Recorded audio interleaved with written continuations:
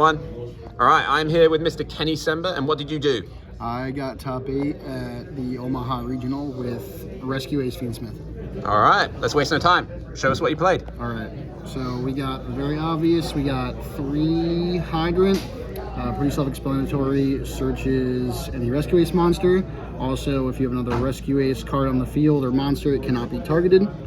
We got 2 Preventer, only 1 Turbulence. So tell me about why only 1 Turbulence.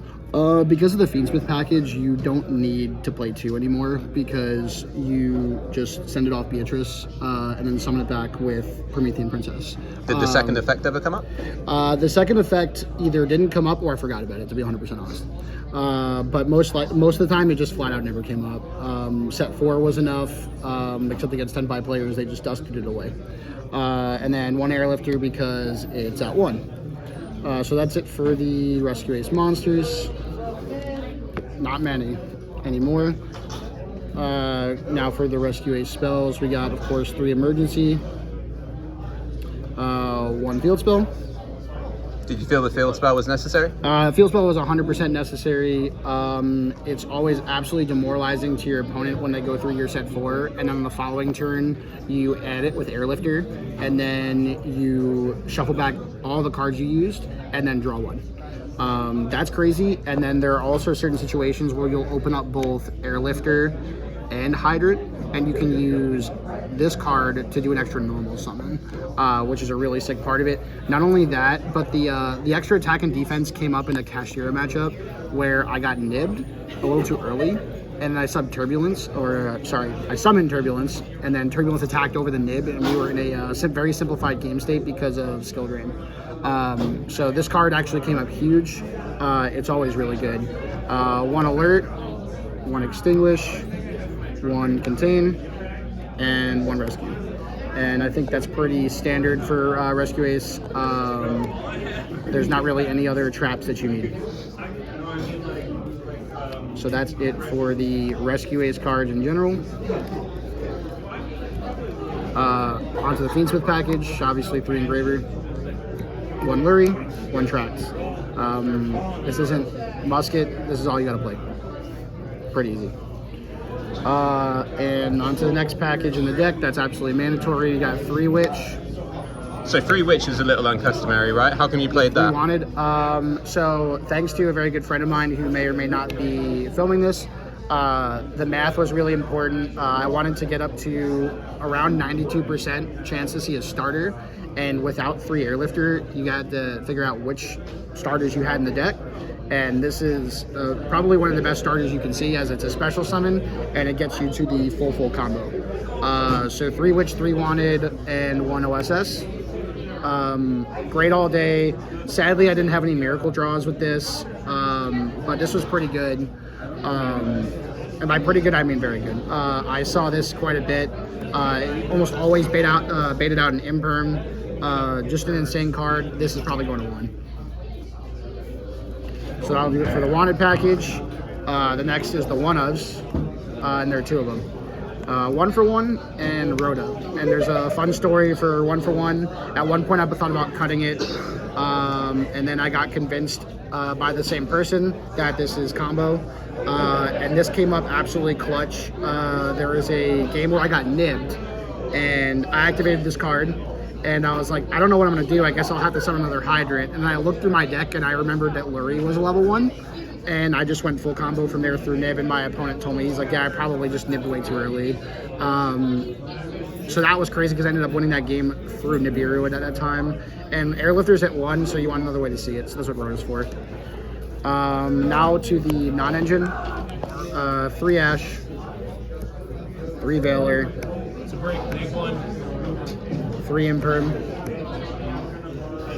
3 Nibiru, 3 Bestials, and 2 Ogre.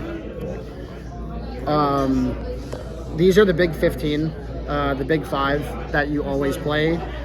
These beat pretty much every deck, and we needed to have the math as well. That's why I put Ogres in. Originally I had Mourners, and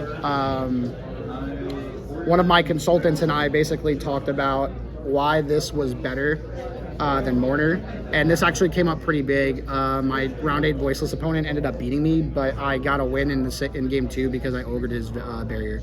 So that was really, really good.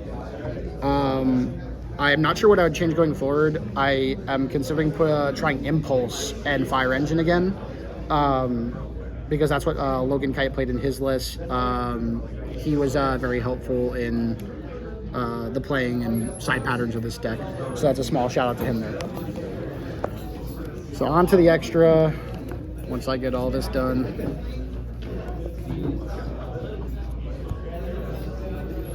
Here's our nib token. Extra deck, 1 Anima, 1 IP. This is probably the last time you'll see this card. 1 Beatrice, 1 Hida. These might not be all in order. 1 SP. We'll go 1 Moon for Fiendsmith, 1 Necrocrypt for Fiendsmith.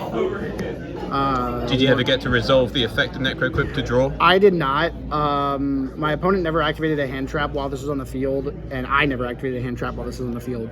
It's not like one of my other favorite decks where you can just toss Cornfield Koat and draw one. That deck doesn't have anything like this unless you have a hand trap. What this card was used for is in combo with this, in a Fiendsmith combination. So basically you make this, you summon Engraver out of the graveyard to make Ptolemy. Ptolemy adds Engraver back, and then you activate Engraver to search tracks, and it helps you get that extra light Fiend body that you need. Continuing, we got 1 Requiem, 1 Lacrima, 1 Desiree, 1 Sequence, and then Apo, Sunlight Wolf, Princess. I am not sure if I would change anything. Obviously, if there are cards that get banned that are here, where I feel like there's a good chance these two could be kaput, I will sub in some cards that I might have in the side deck that we'll talk about. So that's the extra. Everything here was really good. I would not change the going first. Sadly, I was not able to add an Ash Blossom back off of the Sunlight Wolf, but Sunlight Wolf was pretty crazy all day in terms of adding like Airlifter back. For the side, we played the Blue Tears package. It was either going to be this or Talents. I had some advice from another friend, and we'll talk about that in the shoutouts for these 3 cards. I did resolve this once. I ended up setting D-Barrier against the 10-by player. That was pretty good. That won me a game. Here's another card that's absolutely degenerate that won me a game. 3 Dogwood. A good friend of mine, Tom Sherrard, who plays 3rd. Congrats to him. He played an Ice Barrier opponent who I also ended up playing. And in game 3, he went first, and he started summoning cards. And I ended up drawing into this, and we'll talk about that in a second. And this is kind of what ended the game. I drew into this off of this card, Remo Charmy. This card's bananas. In that Ice Barrier matchup, I activated this in the draw phase. My opponent said fine, summoned a monster. I drew into a second one, activated the second one. He's like, yeah. I drew 2 cards and drew into this on an ogre, and ended up completely cutting his turn short. I ended up winning in time in that situation. 3 Cosmic Cyclone. This card was really good. It didn't come up a ton, but when I saw it, it was really solid. The last 3 cards, Raging Phoenix and Zealantis. Logan Kite sided these in his deck, in his 3rd place profile that I originally copied. And then I actually talked to him about it, and I asked him why he sided this, and he just said it was way too free. I sadly only was able to do this once, and thankfully I did it correctly. I have times where I have completely botched it before. And for the last card, this combo is absolutely ridiculous. It was Rise to Full Height. I won a 10-by match because of this card. The card reads that you banish it from your graveyard, so you set it off of Beatrice. And this card reads that you banish it from your graveyard, you target a monster on the field, your opponent's monsters cannot attack for the rest of the turn unless they attack that monster. So you summon, the card that's about to be banned. So you summon IP, and then you go Chainlink 1 IP, Chainlink 2 Rise to Full Height, target IP. and then they can't attack anymore. And Disgusting. my opponent made a judge call over that, and the judge ended up saying, nope, you cannot attack for the rest of the turn. So that's how I won in game 2 and game 3. Tenpai was a matchup I was really concerned about. All right. Speaking of that, what were your matchups? Matchups were Tearlaments, 2 Tenpai, Runic Whitewoods, Voiceless Voice. This is not necessarily in any order. Voiceless Voice, Ice Barrier, Sprite. It was a lot of Rogue, but we ended up winning. That might not even be 8, but that's all I can think of off the top of my head at the moment. All right. It was a really good regional. Onto the shout outs, I got a few big ones. Shout out to Adam DeMagic, who helped me with just a ton of advice, putting up with my nonsense the whole trip. Just helping me with the math of this deck that made it incredibly consistent. Can't say enough about that. The other shout out goes to my guy Tyler Bendel out in Delaware. For those who don't know, I played against him on stream at Indy in October and completely bricked, and we've kept in touch. Rise to Full Height was his tech. Big kudos to him. And then I will give another third major shout out to Logan Kite. He was really cool and helped me with my side patterns for this deck because I was totally lost with that.